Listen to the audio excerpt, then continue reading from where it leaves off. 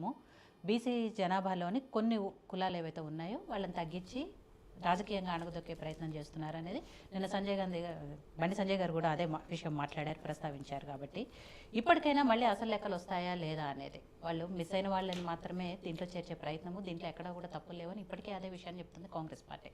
But మీరేమంటారు? అయితే ఇక్కడ మనం ఓవరాల్గా చూడాల్సినటువంటి అంశం చూసుకుంటే నిజంగా కూడా వీళ్ళు అంటూ ఉన్నారు రీసర్వే కాదు, ఖాళీ ఏదైతే 3.1 ఉందో వాళ్ళకి మాత్రమే సర్వే. మేమేమంటామంటే నిజంగా కూడా ఆ సర్వే మీద వీళ్ళకే భిన్న అభిప్రాయాలు ఉన్నాయి. పార్టీ మాట్లాడడం కాదు, కాంగ్రెస్ పార్టీ ఉన్నటువంటి వ్యక్తులకే కానీ, బీసీ నాయకులకే కానీ, అనేక మంది రాజకీయ నాయకులకు కానీ, విశ్లేషకులకు కానీ, పార్టీ రాజకీయాలకి సంబంధం లేనటువంటి విశ్లేషకులు కూడా చాలామంది ఆ సర్వేల మీద రకరకాల అపోహలు మాట్లాడినప్పుడు ప్రభుత్వ బాధ్యత ఏంది, దాన్ని పూర్తి విచారించాల్సిన అవసరం ఉంది. అసెంబ్లీలో ఏదో మాట్లాడేసేసినాం, నేను చెప్పిందే వేదము, నేను రాసిందే శాసనం అనేటువంటి అంశం కాకుండా ఎట్లా మీరు ఒక నిర్ణయం తీసుకున్నప్పుడు దాన్ని పూర్తి ఏదైతే శాస్త్రీయతంగా, అంటే చాలా వరకు బీసీలో ఉన్నటువంటి కులాలు మేము ఈ పరిధిలోకి వస్తామని కొంతమంది అంటారు, మేము ఈ పరిధిలోకి వస్తామంటున్నారు, మా శాతాన్ని తగ్గించి చూపించారని కొన్ని కులాలు మేము బీసీలో లేకపోయినా బీసీలో చూపించారనేటువంటి. దాని తర్వాత ఇలా ముస్లిం మైనార్టీలో బీసీ ముస్లిం అని, ఓసీ ముస్లిం అని, అంటే చెప్పక మతాన్ని కూడా విభజించి మాట్లాడినప్పుడు మళ్ళీ ఇందులో కొన్ని సంబంధించినటువంటి అంశాలు మళ్ళీ మాట్లాడలేదు, మళ్ళీ మేము పబ్లిక్ డొమైన్లో పెట్టలేదు, అదేదో విషయం అంటున్నారు. ఎక్కడ కూడా క్రిస్టియన్ అనేటువంటి అంశం మాట్లాడలేదు మీరు. తర్వాత బౌద్ధ కానీ, సిక్ కానీ, వేరే మతాలకు సంబంధించినటువంటి అంశం మీరు మాట్లాడలేదు. అంతా బీసీ అంటూ ఉన్నారు. సరే, దాన్ని మేమంతా కూడా స్వాగతిస్తూ ఉన్నాం. కానీ ఇంతమంది వ్యతిరేకత ఉన్నప్పుడు కొంత సమయం తీసుకొని మళ్ళా పూర్తి స్థాయిలో చేస్తే బాగుంటుందని భారతీయ జనతా పార్టీ యొక్క అభిప్రాయం. దానికి కూడా గల కారణాలు ఉన్నాయి. ఎందుకంటే బీసీలో ఉన్నటువంటి కొన్ని కులాలు వాళ్ళు బయటికి వచ్చి మా కులాలకు కూడా అసలు ప్రాధాన్యత లేనటువంటి కులాలు ఉన్నాయి. మా కులాలని మీరు ఎలా చేర్చిర్రు, దేంట్లో చేర్చారు అని కూడా వారు రోడ్డు మీదకి వచ్చినట్టు దాఖలాలు ఉన్నాయి. కొన్ని కులాలు చాలా మెజారిటీ చాలా తక్కువ ఉన్నటువంటి మైనారిటీ ఉన్నటువంటి కులాలు ఉన్నాయి. వాళ్ళకు ప్రత్యేకమైనటువంటి గుర్తింపు లేనటువంటి కులాలు ఉన్నాయి. ఆ కులాలన్నింటినీ కూడా ప్రస్తావించాల్సిన అవసరం ప్రభుత్వంతో ఉంది.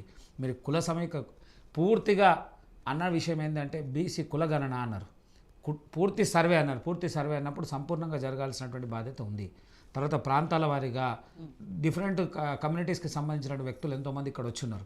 వాళ్ళందరూ సంబంధించిన వివరాలు ఎట్లున్నాయి, మళ్ళీ అది ఏ స్థాయిలో చేయగలుగుతుంది అనేది ప్రభుత్వం కొంచెం సమయం తీసుకొనైనా సరే సంపూర్ణమైనటువంటి సర్వే చేస్తే బాగుంటుంది.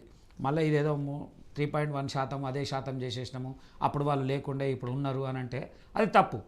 నిజంగా కూడా దాని మీద వ్యతిరేకత వచ్చినప్పుడు పూర్తి చేయాల్సిన అవసరం ఉంది. కాకుండా అదే రిపీట్ చేస్తే మంచిది కాదు.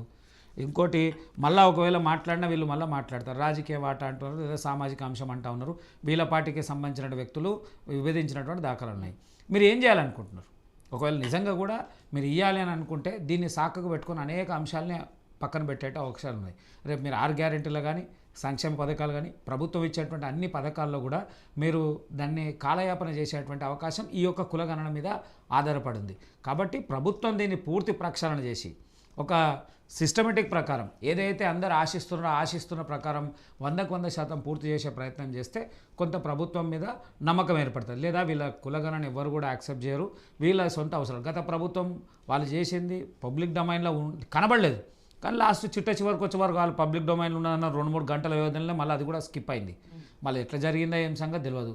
వాళ్ళు ఎప్పుడు వీళ్ళు కులగణన చేసినప్పుడు మేము ఇంత శాతం ఉండే అంటే ఆ రోజుల్లో బీసీ గురించి వాళ్ళు మాట్లాడలేదు, బీసీల గురించి పర్సెంటేజ్ ఏం మాట్లాడలేదు. 56 ఉన్నదని ఇప్పుడు 42 ఉన్నదని వీళ్ళు అంటే ఇన్ని రోజులు ఏమైంది?